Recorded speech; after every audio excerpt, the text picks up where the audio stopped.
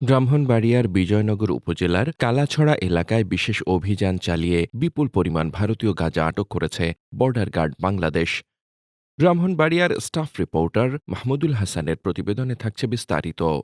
গোপন সংবাদের ভিত্তিতে ৯ মার্চ ২০২৫ তারিখ দুপুর আনুমানিক ২টার দিকে সরাইল ব্যাটালিয়ন ২৫ বিজিবির অধীনস্থ বিষ্ণুপুর বিওপির একটি বিশেষ টহল দল সীমান্ত পিলার ২০১২/৩ থেকে প্রায় ৫০০ গজ বাংলাদেশের অভ্যন্তরে অবস্থান নেয়। এ সময় ১০ থেকে ১১ জন ব্যক্তি বস্তা কাঁধে করে ভারতের দিক থেকে বাংলাদেশের লিচু বাগানের দিকে আসতে থাকলে বিজিবি তাদের ধাওয়া করে। টহল দলের উপস্থিতি টের পেয়ে তারা বস্তাগুলো ফেলে দ্রুত পালিয়ে যায়। পরবর্তীতে বিজিবি টহল দল ঘটনাস্থল থেকে ১০৪ কেজি ভারতীয় গাঁজা উদ্ধার করে, যার আনুমানিক সিজার মূল্য ৩,৬৪,০০০ টাকা। আটককৃত মাদকদ্রব্য ব্রাহ্মণবাড়িয়া মাদকদ্রব্য নিয়ন্ত্রণ কার্যালয়কে অবহিত করে পরবর্তী আইনি প্রক্রিয়ার মাধ্যমে ধ্বংস করার জন্য ব্যাটালিয়নে সংরক্ষণ করা হয়েছে।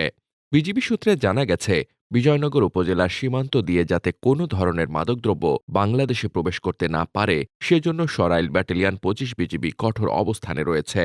এ ধরনের অভিযান ভবিষ্যতে অব্যাহত থাকবে বলে জানিয়েছে বিজিবি। মোহাম্মদ শামীম রেজা, দৈনিক খোলা চোখ।